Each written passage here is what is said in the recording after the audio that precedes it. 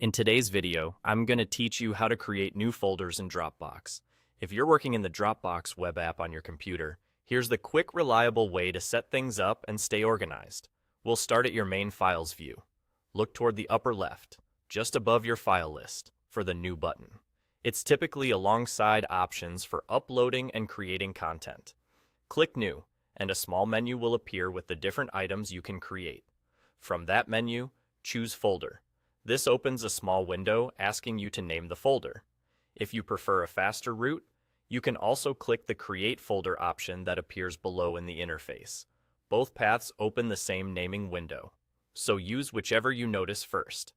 Give your folder a clear, descriptive name. Think about how you'll search for it later. Using a project name, a date, or a client name can make finding things effortless. In that same window, look for the setting labeled Who Can Access.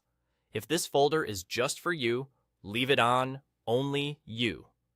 If you're collaborating, switch it to your team so everyone who needs it can see it. This is a simple but important choice.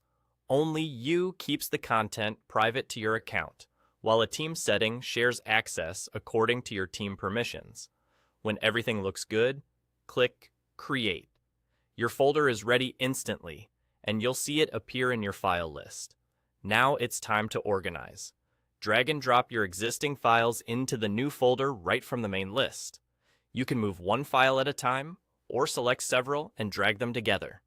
As you drop them into the folder, Dropbox confirms the move and updates your view. If you're moving a lot of items, give it a moment to finish before navigating away so everything stays in place. That's all there is to it. New folder, cleaner workspace, you're all set. Whenever you start a new project, repeat this process to keep your files grouped, searchable, and easy to find.